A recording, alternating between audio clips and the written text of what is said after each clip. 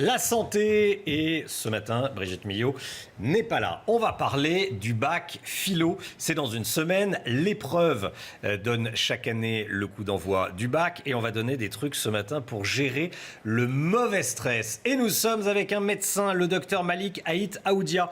Bonjour docteur, merci beaucoup d'être avec nous ce matin dans la matinale CNews. Vous êtes psychologue, vous êtes spécialiste du stress et c'est pour ça qu'on voulait vous interroger ce matin. Pour aider les familles et les candidats déjà, comment faire la différence entre le bon et le mauvais stress? On entend souvent qu'il y a du bon et du mauvais stress. Comment différencier ces deux stress?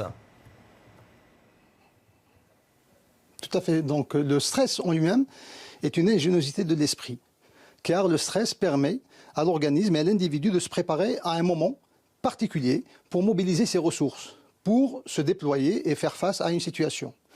Tant que le stress permet de mobiliser ses ressources, et donc c'est comme à l'épreuve du bac par exemple, de ses révisions, ses connaissances, les mettre à l'œuvre au moment de l'examen, le stress peut à ce moment-là être aidant. Il deviendrait mauvais au moment où il inhiberait, où il ne permettrait plus que les candidats ou les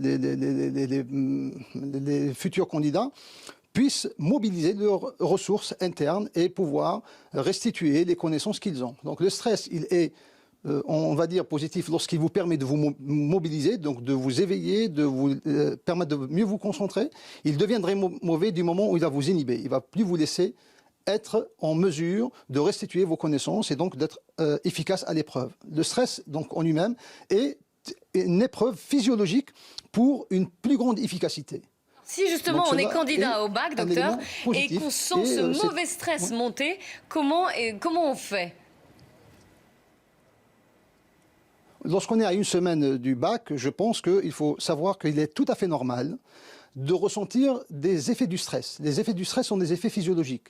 Vous allez avoir un estomac qui est noué, vous allez avoir des hésitations, des tremblements, des sentiments de peur qui vont se mettre en place.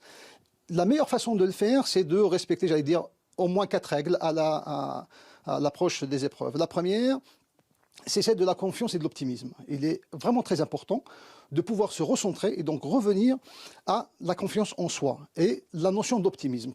Essentiellement parce que l'épreuve du bac est souvent présentée comme une épreuve sélective, ça veut dire impliquant l'échec, alors que l'épreuve du bac est une épreuve d'ouverture, de passage. C'est un rituel de passage qui va permettre au candidat. Et donc c'est dans cet esprit que le candidat pourrait se mettre à la préparation notamment de cette semaine et l'entourage pourrait l'aider dans ce sens-là.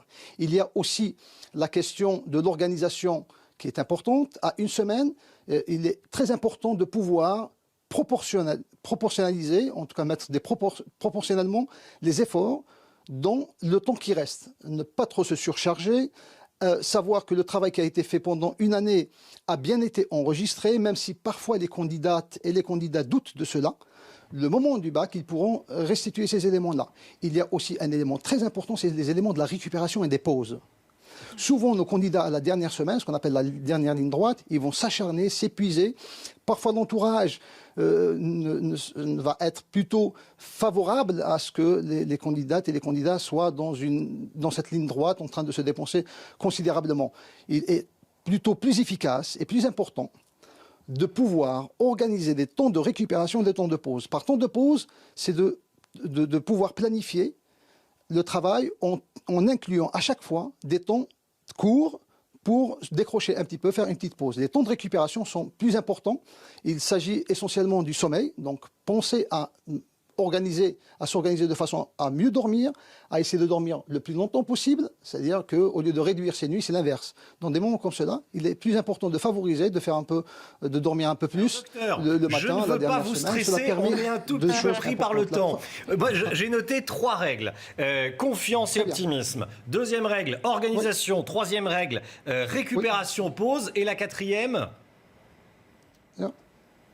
La quatrième, c'est l'entourage. L'entourage, c'est savoir s'entourer, c'est-à-dire compter sur l'entourage, que ce soit dans les révisions, c'est réviser avec ses pairs, avec des groupes tels qu'on le sent, avec des gens qui sont plutôt dans une dynamique positive.